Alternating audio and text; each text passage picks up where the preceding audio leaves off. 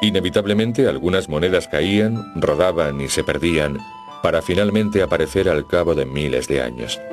Tales hallazgos han demostrado que los bienes se pagaban tanto con moneda local como procedente de otras ciudades-estado.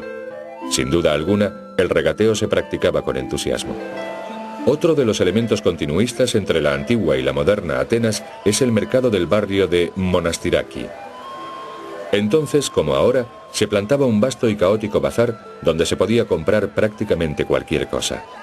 200 años antes de iniciarse la era cristiana, un autor anónimo nos dejó su testimonio. En Atenas todo se vende en un mismo lugar. Toda clase de higos, racimos de uvas, nabos, peras, manzanas y pescado de todos los mares, cordero, casquería, bayas de mirto, clepsidras, calostro de vaca, pasteles y panales de miel. Aún con unos modestos recursos, cualquier familia podía aprovisionarse de pescado y judías, así como cebollas, queso y ajos que poner sobre la mesa. El vino de la antigua Grecia tenía una graduación alcohólica muy alta, de modo que se diluía a la hora de servirlo. Una parte de vino por cada 5 de agua. La mezcla se llevaba a cabo en grandes vasijas y a menudo se aromatizaba con tomillo, hierbabuena o canela. Fuera de casa el vino constituía un auténtico vínculo social, sobre todo en los simposia. De hecho, el término simposio significa literalmente banquete. En la antigua Grecia, las mujeres tenían prohibido asistir a los simposia junto a sus maridos. No obstante, en ellos no faltaban las mujeres. Se trataba de cortesanas, cultas jóvenes entre cuyos encantos se contaban el talento para la danza, la música y la declamación de poemas cómicos y eróticos. La prostitución era un aspecto tan fundamental de la vida ateniense que el gran legislador Solón la incluyó en sus códigos legales. Su práctica se concentraba en el Kerameikos, una zona cercana al Dipylon, uno de los principales accesos a la polis. El barrio era también famoso por los centenares de artesanos que producían una hermosa cerámica decorada con las características figuras negras y rojas que era objeto de comercio en todo el mundo antiguo.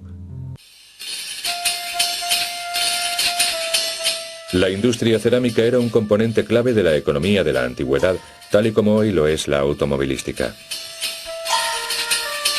Los talleres de alfarería y los hornos, que funcionaban las 24 horas del día, eran signo de prosperidad.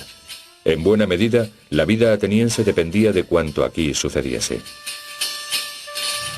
Otro sector de la ciudad, el ágora con su estoa, era el principal foco del comercio local. Mucho después de su construcción, que tuvo lugar en el siglo II a.C., se convirtió en un nuevo vínculo con el pasado cuando se reconstruyó en 1953. Hoy acoge el prestigioso Museo del Ágora.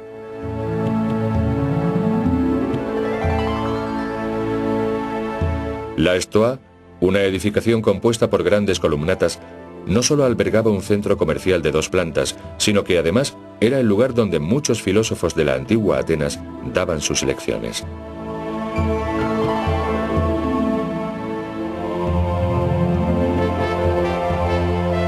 Tan solo había filósofos varones, no mujeres. Y solamente los hombres podían asistir a las charlas filosóficas. En aquellos tiempos, a las mujeres se las consideraba negadas para el pensamiento racional. En el centro del ágora se alzaba la Azolos, la bóveda de los Priteneos. Fue erigida en el siglo V a.C. y tenía un diámetro de 18 metros. Era aquí donde se reunía el Consejo de los Priteneos, el poder ejecutivo ateniense, para debatir los asuntos cotidianos de la polis. ¿Qué leyes aprobar? ¿Con qué estados rivales aliarse? ¿A cuáles combatir? ¿Debería condenarse a Sócrates a muerte por apología de la sedición? Los asambleístas podían prolongar sus sesiones hasta bien entrada la noche, pues les traían lechos para hacerles la estancia más cómoda.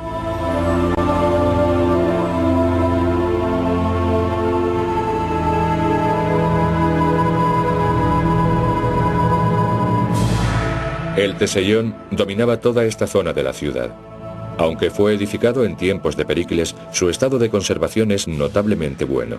En gran medida gracias a que en el siglo V de nuestra era fue transformado en iglesia cristiana bajo la advocación de San Jorge. Su fachada es hexástila, es decir, con 6 columnas, y en cada lateral se levantan 30 columnas más. Su adaptación al culto cristiano no afectó a su decoración con escenas de héroes paganos como Teseo y Heracles. Por donde hoy pasa el metro, en la antigüedad había un recinto sagrado dedicado a las deidades más prominentes del panteón griego.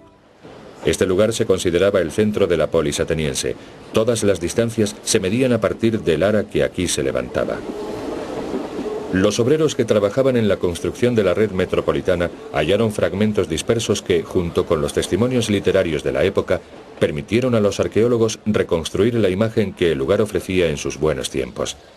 El altar se encontraba rodeado por una barbacana o muro bajo cuadrangular. En los 2 accesos había instaladas sendas fuentes que los visitantes aprovechaban para refrescarse y la pequeña ara se alzaba en el centro. Más adelante se encuentra la estoa de Zeus Eleutherios, Zeus Liberador, el lugar donde hombres como Sócrates y Platón conformaron el pensamiento occidental. Los actuales munícipes están calculando la viabilidad de un proyecto de restauración del precioso yacimiento arqueológico. En una ciudad como Atenas se condensa un prolongado devenir histórico. El bullicioso presente y el pasado remoto coexisten como una misma realidad. Atenas, la ciudad que sobrevivió a los persas, a las epidemias y a todos los ataques subsiguientes. Atenas, un escenario del incesante drama humano. Miles de años encadenados por las preocupaciones de innumerables hombres y mujeres, de madres que se despedían de unos hijos que se aventuraban en la incertidumbre de un mundo siempre cambiante. Atenas, la ciudad de los filósofos y los artistas, gentes extraordinarias. Atenas, la favorita de los dioses y las diosas. Atenas, la favorita del tiempo.